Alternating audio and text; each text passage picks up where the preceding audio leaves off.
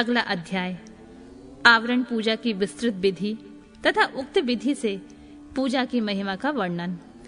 उपमन्यु कहते हैं, यदुनंदन पहले शिवा और शिव के दाएं और बाएं भाग में क्रमशः गणेश और कार्तिकेय का गंध आदि 5 उपचारों द्वारा पूजन करें। फिर इन सब के चारों ओर ईशान से लेकर सद्योजात पर्यंत 5 ब्रह्म मूर्ति का शक्ति सहित क्रमशः पूजन करें। प्रथम आवरण में किया जाने वाला यह पूजन है। उसी आवरण में हृदय आदि 6 अंगों तथा शिव और शिवा का अग्निकोण से लेकर पूर्व दिशा पर्यंत 8 दिशाओं में क्रमशः पूजन करें। वहीं वामा आदि शक्तियों के साथ वाम आदि 8 रुद्रों की पूर्वादि दिशाओं में क्रमशः पूजा करें। वह पूजा वैकल्पिक है। यह मैंने तुमसे प्रथम आवरण का वर्णन किया है।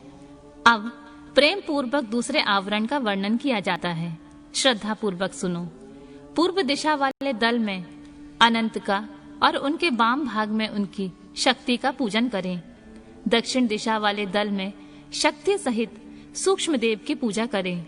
पश्चिम दिशा के दल में शक्ति सहित शिवोत्तम का, उत्तर दिशा वाले दल में शक्ति युक्त एक नेत्र का, ईशान कोण वाले दल में एक रुद्र का और उनकी शक्ति का, अग्निकोण वाले दल में त्रिमूर्ति और उनकी शक्ति का, नैतृक्त कोण में दल में श्रीकंठ और उनकी शक्ति का तथा वायव्य कोण वाले दल में शक्ति सहित शिखंडी का पूजन करें। समस्त चक्रवर्तियों की भी द्वितीय आवरण में ही पूजा करनी चाहिए। तृतीय आवरण में शक्तियों सहित अष्टमूर्तियों का पूर्वादि 8 दिशाओं में क्रमशः पूजन करें। भव, शर्व, ईशान, रुद्र, पशुपति, उग्र, भीम और महादेव ये क्रमशः 8 मूर्तियां हैं। इसके बाद उसी आवरण में शक्तियों सहित महादेव आदि 11 मूर्तियों की पूजा करनी चाहिए। महादेव, शिव, रुद्र, शंकर, नील लोहित, ईशान, विजय, भीम, देवादिदेव, भवोदेव तथा कपदीश या कपालीश ये 11 मूर्तियां हैं। इनमें से जो प्रथम 8 मूर्तियां हैं उनका अग्निकोण वाले दल से लेकर पूर्व दिशा पर्यंत 8 दिशाओं में पूजन करना चाहिए। देवदेव को पूर्व दिशा के दल में स्थापित एवं पूजित करें और ईशान का पुनः अग्निकोण में स्थापन पूजन करें। फिर इन दोनों के बीच में भवोदय की पूजा करें और उन्हीं के बाद कपालीश का स्थापन पूजन करना चाहिए। उस तृतीय आवरण में फिर वृषभराज का, पूर्व में नंदी का, दक्षिण में महाकाल का, उत्तर में शास्ता का, अग्निकोण के दल में मातृकाओं का, दक्षिण दिशा के दल में गणेश जी का, नैऋत्य कोण में दल में कार्तिकेय का, पश्चिम दल में ज्येष्ठा का, वायव्य कोण के दल में गौरी का, उत्तर दल में चंड का, ईशान कोण में शास्ता एवं नंदीश्वर के बीच में मुनीन्द्र वृषभ का यजन करें। महाकाल के उत्तर भाग में पिंगल का, शास्ता का और मातृकाओं के बीच में भृंगीश्वर, मातृकाओं तथा गणेश जी के बीच में वीरभद्र का, स्कंदन और गणेश जी के बीच में सरस्वती देवी का, ज्येष्ठा और कार्तिकेय के बीच में शिव चरणों की अर्चना करने वाली श्री देवी का, ज्येष्ठा और गणाम्बा गौरी के बीच में महामौटी की पूजा करें। गणाम्बा और चंड के बीच में दुर्गा देवी की पूजा करें। इसी आवरण में पुनः शिव के अनुचर वर्ग की पूजा करें। इस अनुचर वर्ग में रुद्रगण, प्रथम गण और भूतगण आदि हैं। इन सब के विविध रूप हैं और ये सब के सब अपने शक्तियों के साथ हैं। इनके बाद एकाग्रचित होकर शिवा के सखी वर्ग का भी ध्यान और पूजन करना चाहिए। इस प्रकार तृतीय आवरण के देवताओं का विस्तार पूर्वक पूजन हो जाने पर उसके बाहर भाग में चतुर्थ आवरण का चिंतन और पूजन करें। पूर्व दल में सूर्य का, दक्षिण दल में चतुर्मुख ब्रह्मा का, पश्चिम दल में रुद्र का तथा उत्तर दिशा के दल में भगवान विष्णु का पूजन करें। इनके प्रथम आवरण में 6 अंगों तथा दीप्ता आदि शक्तियों की पूजा करनी चाहिए। दीप्ता, सूक्ष्मा, जया, भद्रा, विभूति, बिमला, अमोघा और विद्युता, इनकी क्रमशः पूर्व आदि 8 दिशाओं में स्थिति है। द्वितीय आवरण में पूर्व से लेकर उत्तर तक क्रमशः 4 मूर्तियों की ओर, उनके बाद उनकी शक्तियों की पूजा करें। आदित्य, भास्कर, भास्कर, भानु और रवि, ये 4 मूर्तियां क्रमशः पूर्वादि चारों दिशाओं में पूजनीय हैं। तत्पश्चात अर्क, ब्रह्मा, रुद्र और विष्णु, ये 4 मूर्तियां भी पूर्वादि दिशाओं में पूजित हैं। पूर्व दिशा में विस्तरा, दक्षिण दिशा में सुतरा, पश्चिम दिशा में बोधिनी और उत्तर दिशा में आप्यायनी की पूजा करें। ईशान कोण में उषा की, अग्नि कोण में प्रभा की, नैऋत्य कोण में प्रज्ञा की और वायव्य कोण में संध्या की पूजा करें। इस तरह द्वितीय आवरण में इन सब की स्थापना करके विधि पूर्वक पूजा करनी चाहिए।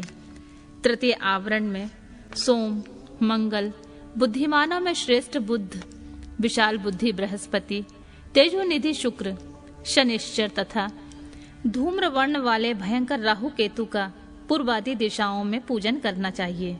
अथवा द्वितीय आवरण में 12 आदित्य की पूजा करनी चाहिए और तृतीय आवरण में 12 राशियों की, उसके बाहरी भाग में 7-7 गणों की सब ओर पूजा करनी चाहिए।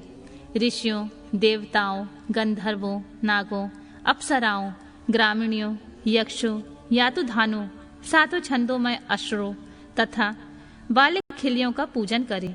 इसी तरह तृतीय आवरण में सूर्य देव का पूजन करने के पश्चात 3 आवरणों सहित ब्रह्मा जी का पूजन करें। पूर्व दिशा में हिरण्यगर्भ का, दक्षिण दिशा में विराट का, पश्चिम दिशा में कालका का और उत्तर दिशा में पुरुष का पूजन करें।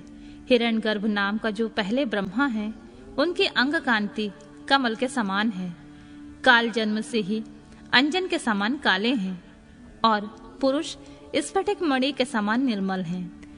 त्रिगुण, राजस, तामस तथा सात्विक, ये चारों भी पूर्वादि दिशा के क्रम में प्रथम आवरण में ही स्थित हैं।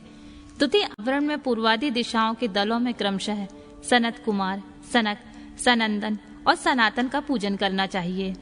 तत्पश्चात तीसरे आवरण में 11 प्रजापतियों की पूजा करें। उनमें से प्रथम 8 का तो पूर्व आदि 8 दिशाओं में पूजन करें। फिर शेष 3 का पूर्व आदि के क्रम से अर्थात पूर्व, दक्षिण और पश्चिम में स्थापन पूजन करें। दक्ष, रुचि, भृगु, मारीचि, अंगरा, पुलस, पुलह, कृत, अत्रि, कश्यप और वशिष्ठ, ये 11 विख्यात प्रजापति हैं। इनके साथ ही इनकी पत्नियों का भी क्रमशः पूजन करना चाहिए। प्रसूति, आकृति, ख्याति, संभूति, घृति, स्मृति, क्षमा, सन्नति, अनसुईया, देवमाता अदिति तथा अरुंधति, ये सभी ऋषि पत्नियां पतिव्रता सदा शिव पूजा परायणा, कांतिमयी और प्रिय दर्शना है। अथवा प्रथम आवरण में वेदों का पूजन करें। फिर द्वितीय आवरण में इतिहास पुराणों की अर्चना करें तथा तृतीय आवरण में धर्मशास्त्र रहित संपूर्ण वैदिक विद्याओं का सब ओर पूजन करना चाहिए। 4 वेदों को पूर्वादि 4 दिशाओं में पूजना चाहिए। अन्य ग्रंथों को अपनी रुचि के अनुसार 8 या 4 भागों में बांटकर सब ओर उनकी पूजा करनी चाहिए। इस प्रकार दक्षिण में 3 आवरणों से युक्त ब्रह्मा जी का पूजन करके पश्चिम में आवरण सहित रुद्र का पूजन करें। ईशान आदि 5 ब्रह्मा और हृदय आदि 6 अंगों को रुद्रदेव का प्रथम आवरण कहा गया है। द्वितीय आवरण विश्वेश्वरमय है। तृतीय आवरण में भेद है, अतः उसका वर्णन किया जाता है। उस आवरण में पूर्वादि दिशाओं के क्रम में त्रिगुणादि 4 मूर्तियों की पूजा करनी चाहिए। पूर्व दिशा में पूर्ण रूप शिव नामक महादेव पूजित होते हैं। इनकी त्रिगुण संज्ञा है, क्योंकि ये त्रिगुणात्मक जगत के आश्रय हैं। दक्षिण दिशा में राजस, पुरुष के नाम से प्रसिद्ध सृष्टिकर्ता ब्रह्मा जी का पूजन किया जाता है। ये भव कहलाते हैं। पश्चिम दिशा में तामस, पुरुष अग्नि की पूजा की जाती है। इन्हीं को संहारकारी हर कहा गया है। उत्तर दिशा में सात्विक, पुरुष सुखदायक विष्णु का पूजन किया जाता है। ये ही विश्व पालक हैं। इस प्रकार पश्चिम भाग में शंभु के शिव रूप का, जो 25 तत्वों का साक्षी 26वां तत्व रूप है, पूजन करके उत्तर दिशा में भगवान विष्णु का पूजन करना चाहिए। इनके प्रथम आवरण में वासुदेव को पूर्व में, अनुरुद्ध को दक्षिण में, प्रनुद्ध को पश्चिम में और संकर्षण को उत्तर में स्थापित करके इनकी पूजा करनी चाहिए। प्रथम आवरण बताया गया है। अब द्वितीय शुभ आवरण बताया जाता है। मत्स्य, कूर्म, वराह, नरसिंह, वामन तीनों में से एक राम, आप, कृष्ण और हयग्रीव ये तीनों आवरण में पूजित होते हैं। तृतीय आवरण में पूर्व भाग में चक्र की पूजा करें। दक्षिण भाग में कहीं भी प्रतिहत न होने वाले नारायणास्त्र का यजन करें। पश्चिम भाग में पंचजन्य का और उत्तर भाग में शांग धनुष की पूजा करें। इस प्रकार 3 आवरणों से युक्त साक्षात विश्व नामक परम हरि महाविष्णु की, जो सदा सर्वत्र व्यापक है, मूर्ति की भावना करके पूजा करें। इस तरह विष्णु के चतुर्व्यूह क्रम से 4 मूर्तियों का पूजन करके क्रमशः उनकी 4 शक्तियों का पूजन करें। प्रभा के अग्नि कोण में सरस्वती का, नैऋत्य कोण में गणाम्बिका का और वायव्य कोण में लक्ष्मी जी का, ईशान कोण में पूजन करें। इस प्रकार भानु आदि मूर्तियां और उनकी शक्तियों का पूजन करके उसी आवरण में लोकेश्वरों की पूजा करें। उनके नाम इस प्रकार हैं: इंद्र, अग्नि, यम, निरुति, वरुण, वायु, सोम, कुबेर और ईशान। इस प्रकार चौथे आवरण की विधि पूर्वक पूजा संपन्न करके 12 भाग में महेश्वर के आयुधों की अर्चना करें। ईशान कोण में तेजस्वी त्रिशूल की, पूर्व दिशा में वज्र की, अग्नि कोण में परशु की, दक्षिण में बाण की, नैऋत्य कोण में खड़ग की, पश्चिम में पाश की, वायव्य कोण में अंकुश की और उत्तर दिशा में पिनाक की पूजा करें। तत्पश्चात पश्चिमाभिमुख रुद्र रूपधारी क्षेत्रपाल की अर्चना करें। इस तरह पंचम आवरण की पूजा का संपादन करके समस्त आवरण देवताओं के 12 भाग में अथवा 5वें आवरण में ही मातृकाओं सहित महावृषभ नंदकेश्वर का पूर्व दिशा में पूजन करें। तदनंतर समस्त देव योनियों की चारों ओर अर्चना करें। इनके सिवा जो आकाश में विचरने वाले ऋषि, सिद्ध, दैत्य, यक्ष, राक्षस, अनंत आदि नागराज, उन नागेश्वरों के कुल में उत्पन्न हुए अन्य नाग, डाकिनी, भूत, बेताल, प्रेत और भैरवों के नायक, नाना योनियों में उत्पन्न हुए अन्य पातालवासी जीव, नदी, समुद्र, पर्वत, वन, सरोवर, पशु, पक्षी, वृक्ष, कीट आदि शूद्र योनि के जीव, मनुष्य, नाना प्रकार के आकार वाले भृग, क्षुद्र जंतु, ब्रह्मांड के भीतर लोक, कोटि कोटि ब्रह्मांड, ब्रह्मांड के बाहर के असंख्य भुवन और उनके अधीश्वर तथा 10 दिशाओं में स्थित ब्रह्मांड के आधारभूत रुद्र हैं, और गुण जनित, माया जनित, शक्ति जनित तथा उससे भी परे जो कुछ शब्दवाच्य जड़ चेतनात्मक प्रपंच हैं, उन सबको शिवा और शिव के पार्श्व भाग में स्थित जानकर उनका सामान्य रूप से यजन करें। वे सब लोग हाथ जोड़कर मंद मुस्कान युक्त मुख से सुशोभित होते हुए प्रेम पूर्वक महादेव जी और महादेवी का दर्शन कर रहे हैं, ऐसा चिंतन करना चाहिए। इस तरह आवरण पूजा संपन्न करके विक्षेप की शांति के लिए पुनः देवेश्वर शिव की अर्चना करने के पश्चात पंचाक्षर मंत्र का जप करें।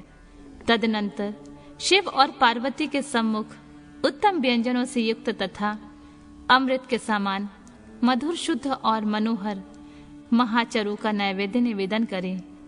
यह महाचरु 32 आड़क लगभग 3 मन 8 सेर का हो तो उत्तम है, और कम से कम 1 आड़क 4 सेर का तो हो तो निम्न श्रेणी का माना गया है। अपने वैभव के अनुसार जितना हो सके महाचरु तैयार करके उसे श्रद्धा पूर्वक निवेदित करें। तदनंतर जल और तांबुल, इलायची आदि निवेदन करके आरती उतारकर शेष पूजा समाप्त करें। याग के उपयोग में आने वाले द्रव्य, भोजन, वस्त्र आदि को उत्तम श्रेणी का ही तैयार करा कर दें। भक्तिमान पुरुष वैभव होते हुए धन व्यय करने में कंजूसी ना करे। जो शठ या कंजूस है और पूजा के प्रति उपेक्षा की भावना रखता है, वह यदि कृपणतावश कर्म को किसी अंग से हीन कर दे तो उसके वे काम्य कर्म सफल नहीं होते, ऐसे सत्पुरुषों का कथन है। इसलिए मनुष्य यदि फल सिद्धि का इच्छुक हो तो उपेक्षा भाव को त्याग कर संपूर्ण अंगों के योग से काम्य कर्मों का संपादन करे। इस तरह पूजा समाप्त करके महादेव और महादेवी को प्रणाम करे। फिर भक्ति भाव से मन को एकाग्र करके स्तुति पाठ करे। स्तुति के पश्चात साधक उत्सुकता पूर्वक कम से कम 108 बार और संभव हो तो 1000 से अधिक बार पंचाक्षरी विद्या का जप करे। तत्पश्चात क्रमशः विद्या और गुरु की पूजा करके अपने अभिद्या और श्रद्धा के अनुसार यज्ञ मंडप में सदस्यों का भी पूजन करे। फिर आवरणों सहित देवेश्वर शिव का विसर्जन करके यज्ञ के उपकरणों सहित वह सारा मंडल गुरु को अथवा शिव चरण आश्रित भक्तों को दे दे, अथवा उसे शिव के ही उद्देश्य से शिव के क्षेत्र में समर्पित कर दे, अथवा समस्त आवरण देवता का यथोचित रीति से पूजन करके 7 प्रकार के होम द्रव्यों द्वारा शिवाग्नि में इष्ट देवता का यजन करे। तीनों लोकों में विख्यात योगेश्वर नामक योग है। इससे बढ़कर कोई दूसरा योग त्रिभुवन में कहीं नहीं है। संसार में कोई ऐसी वस्तु नहीं है जो इससे साध्य ना हो। इस लोक में मिलने वाला कोई फल या परलोक में इसके द्वारा सब सुलभ है। यह इसका फल नहीं है, ऐसा कोई नियंत्रण नहीं किया जा सकता, क्योंकि संपूर्ण श्रेय रूप साध्य का यह श्रेष्ठ साधन है।